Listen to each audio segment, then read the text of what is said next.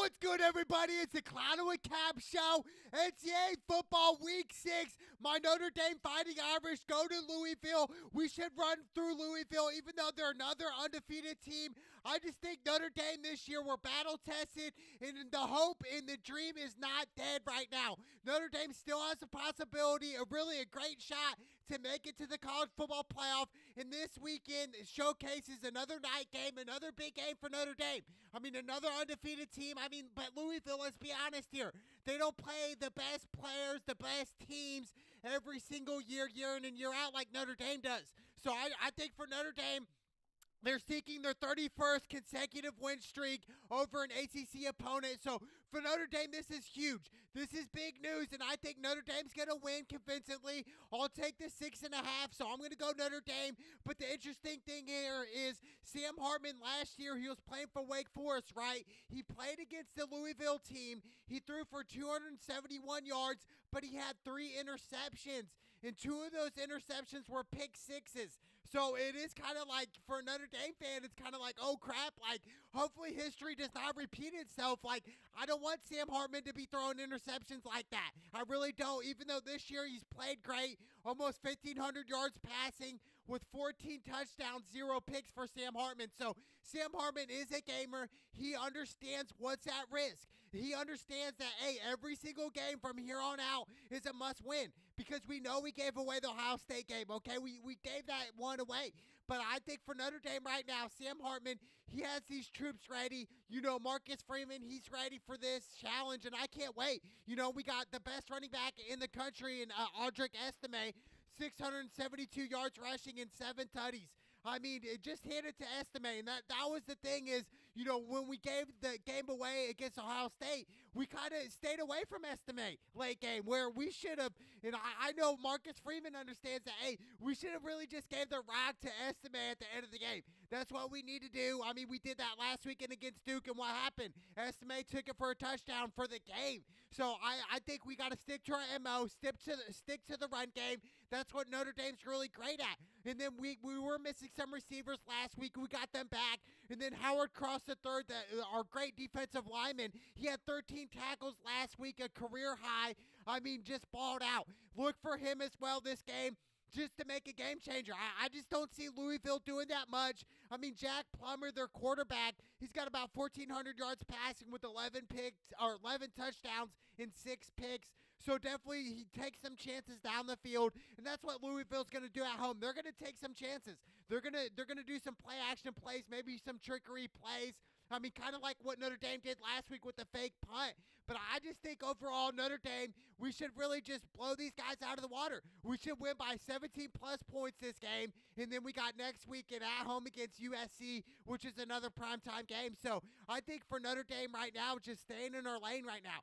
Don't worry about the rankings. We understand we're in the top 10, but right now the rankings don't mean crap at the moment. They just don't. This isn't the end of the season right now. We're kind of hitting towards the middle of the season at the moment. So right now, it doesn't matter. Let's focus on winning right now, and I think that's what Notre Dame's going to do. And my final prediction is 35-17. Notre Dame's going to win this game, maybe even 35-14. I think our defense is legit this year. We held Ohio State to 17 points, which really should have been 10 points that game if we just didn't give it away. But I just think overall, man, ND this year is a different team right now. We just are. And the over and under in this matchup is 54. So I definitely like the over.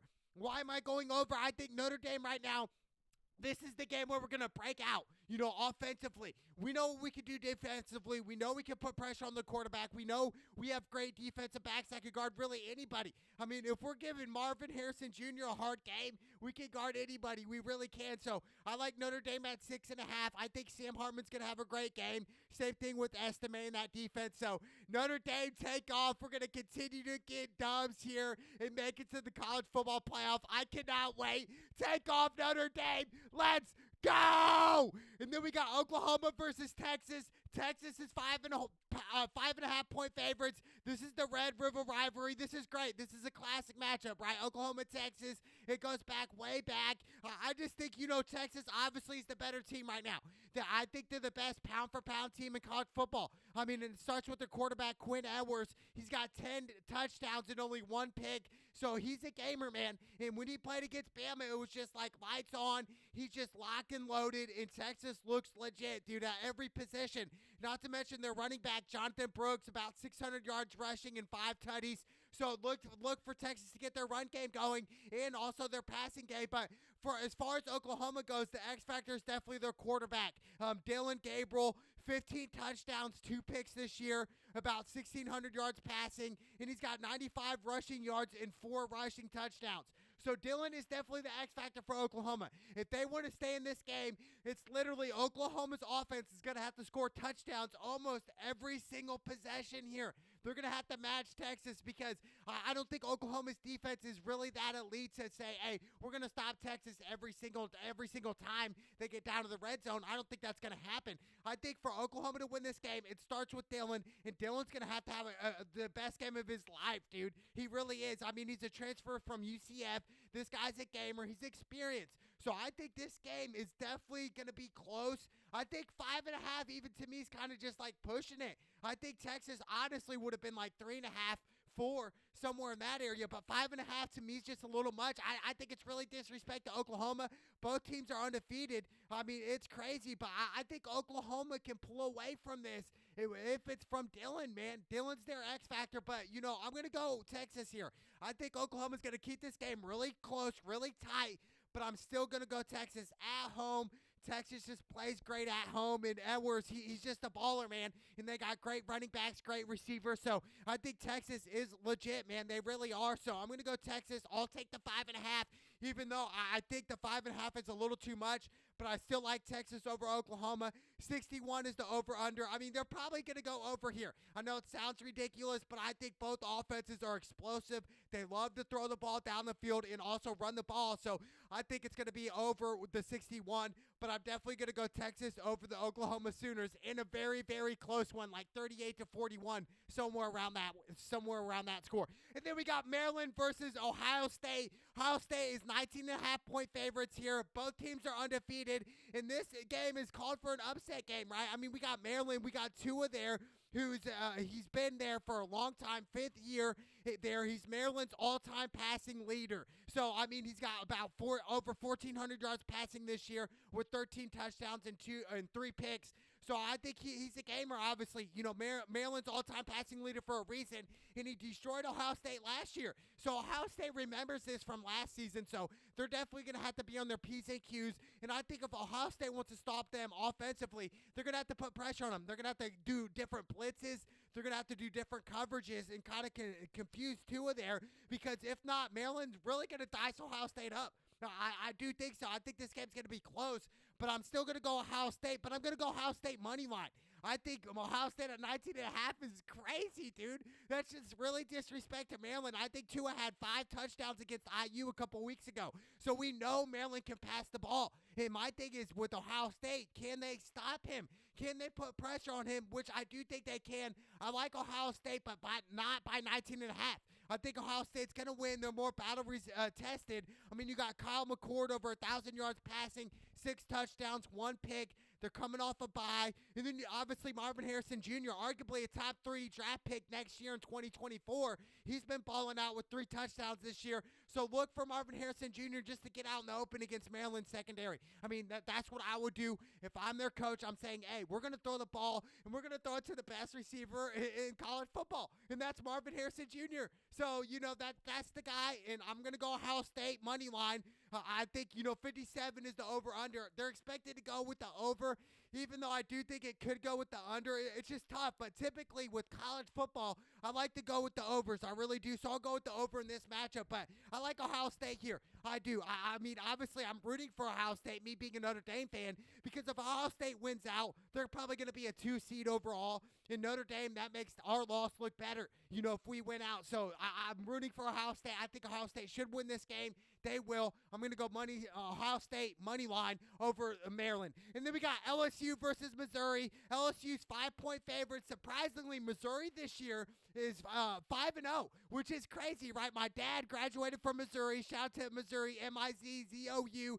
the Tigers. But I think this is a huge game for Missouri. This is probably their biggest game this year by far. They're undefeated. They're playing LSU Tigers and Brian Kelly. They're coming in there into Missouri. What's going to happen? And I think, Brock Cook, the quarterback from Missouri, is definitely a difference maker here. He's got 11 touchdowns, 0 picks this year, over 1,400 yards passing. So if this Missouri offense plays like it's been playing all year, I think this is going to be a nail-biter. I think Missouri could win by like a game-winning field goal somewhere in that aspect. But I'm going on the experience here. I'm going to go LSU. I'm going to go head coach Brian Kelly. I'm going to go the experience, and I'm going to go Jaden Daniels. He's been there for years at LSU, over 1,700 yards passing, 16 touchdowns, and 2 picks. I look for Daniels to be the X factor in this matchup. I think Missouri's going to have their hands full with him, and I think the experience from Daniels in utilizing his run ability is going to be the difference here. So I'm going to go LSU at 5. Then you got Logan Diggs, 354 yards rushing for the LSU Tigers and 3 touchdowns. You know, we got 2 Tigers versus 2 Tigers. This is going to be an epic matchup. I really do. Missouri's going to have a chance to win this game, but I think they're going to come up short. But I'm going to go LSU Tigers over the Missouri Tigers. I'm going to go Brian Kelly. I'll take the 5-point spread. I know I'm rooting against my dad's modder, but I just got to. I just don't see Missouri winning. I'm rooting for them, but I'm going to go the LSU Brian Kelly over the Missouri Tigers. And then we got Virginia Tech versus Florida State. Florida State 24-point favorites. This year, Virginia Tech is not the Virginia Tech that we used to know back in the day with Mike Vick, going to the national championship. But I think Florida State, they are legit. And it starts with their quarterback, Jordan Travis, over 1,000 yards passing, 10 touchdowns, 1 pick. And then you got Trey. I just think, looking at Florida State, we realize they got athletes. They can play, even though they're in the ACC, even though Notre Dame owns the ACC, even though we're not in the ACC. I still think Florida State is that team to beat right now. And if Florida State wins out, they're definitely going to get in the college football playoff, even though they're ranked 5th right now. That does not matter at the moment. Florida State, all they're worried about is getting wins, and that's what they're going to do. So I'm going to take Florida State. I'll probably go money line Florida State with a safe bet, just because Virginia Tech, these teams, these institutions always play each other, so they know they're very familiar with each other. So I think this is going to be a little bit closer than what they're expecting, but I definitely like Florida State over Virginia Tech. 53 is the over-under. I'll probably go with the under, but I like Florida State over Virginia Tech. And then we got Alabama versus Texas A&M. Alabama's only 1.5-point favorites going into A&M. We remember this classic rivalry. It goes back to the Johnny Manziel days, back in 2012 when Manziel, Texas A&M, went into Alabama and beat Alabama, dude. They beat him, which is crazy. That's how Johnny Manziel won Heisman, was that single game alone. A couple plays changed his whole life. Won Heisman, became a first-round draft pick, and then eventually became a bust, even though I hate to say it. Johnny Manziel was one of my favorite college football athletes of all time, but it just wasn't enough in the NFL. But you know what? I'm going to go Coach Nick Saban in Alabama. I'm going to go Bama at 1.5. I think Jalen Monroe, he's starting to catch up here. He's starting to learn the system a little bit better. Even though he's got 3 interceptions, he's got 6 touchdowns, 838 yards passing. He's got a lot of rushing yards as well. I just think Alabama's they're better. It's crazy because we always talk about Alabama Coach Nick Saban, and then we bring up the losses of what happened, the heartbreaks for Alabama, but we don't bring up the times where they've been dominant for the past decade. They've been winning national championships after national championships. So I'm going to go the experience with Coach Nick Saban. He's the better coach than A&M, and I think A&M has their hands full. Even though, yes, it's in A&M, they play great at A&M. I get all that. But the noise is going to die down. I'm going to bet on the better team and the better coach, and that's Alabama. Roll Tide. Alabama all day in this matchup. 46 is the over-under. Probably go with the over, but I love Alabama over A&M. And then we got one of the best matchups all weekend, Kentucky versus Georgia. Georgia's 14.5-point favorites, but I'm telling you right now, this Kentucky team is undefeated just like Georgia is. And look, I'm telling you, Kentucky has a great run game, and it starts with their running back, Ray Davis, one of the best running backs in the country, 594 yards rushing and 8 touchdowns. I think if they have the run game going for Kentucky and running over Georgia, I think it's going to be a long night, and I think this could be the upset alert game here. I really do. I think Kentucky, if they have this run game that they've been doing all year, Georgia's going to have their hands full, and it's going to open up the passing game for Devin Learney. He's got 1,129 yards passing, 10 touchdowns, 5 picks. But I think Kentucky, man, nobody's expecting Kentucky to win or even put up a game in Georgia, let alone that. So I think, Kentucky, I'm going Kentucky here with the upset. I really am. I just seen Georgia this year, and I'm not really sold on Carson Beck, their starting quarterback. He's got 7 touchdowns, 2 picks, about 1,500 yards passing, but it's just not enough. And I understand they got Brock Bowers. He's a beast, 3 tutties, 413 yards receiving. But I think Georgia, this is where they meet their match here. Georgia's going to have to stop the run game of Kentucky, because if they don't stop the run game for Kentucky, Ray Davis is going to have a heyday, and he's going to run all over these guys. And I'm telling you, Georgia's on upset alert this weekend. Kirby Smart, you better be ready. You better come with the game plan, or else your 3P is going to be gone if you guys lose this game. I'm telling you, take off Kentucky Wildcats. This is my upset of pick week all weekend. I'm going Kentucky over Georgia Bulldogs. I can't wait. Kirby Smart takes his first L this season. You heard it from Cap, no Cap. I cannot wait for this matchup. Go Kentucky. Let's go! And then we got Michigan versus Minnesota. Michigan, 18.5-point favorites. Another cupcake school, Minnesota. Like I said, Michigan probably has one of the easiest schedules all year. The only 2 teams they play that are really good is Ohio State. We know that at the end of the year. And Penn State. Other than that, Michigan has a cupcake school. They play no SEC schools. I don't even think they play an ACC school this year. It's just pathetic. And I'm looking at, Coach Harbaugh and realizing, well, it makes sense how Michigan, they do great in the regular season. And then when they match up against the big boys in the playoffs, they get blown out. They get embarrassed. They lost to TCU last year, got blown out by Georgia the year before. So it makes sense. I'm not sold on Michigan. I'm just not. They're not going to be the Big Ten winners. They're just not. They're not going to. And I understand you got J.J. McCarthy. He's a pretty decent quarterback. But I think Blake Corum, one of the best running backs as well in the country, 9 touchdowns this year. And then you got Roman Wilson, 8 touchdowns for Michigan. But like I said, Michigan, man, they're not really battle-tested. They got a weak schedule. But I'm going to go Michigan at 18.5. I'll take that all day over trash Minnesota. And then we got Arizona versus USC. USC's 21.5-point favorites. Look, I'm going to go USC, but I'm going to go moneyline USC. I think the 21.5 is a little too much. I really do. Even though Caleb Williams is going to be a number 1 draft pick next year in 2024, but Caleb Williams has been snapping off this year. 21 touchdowns and 1 pick.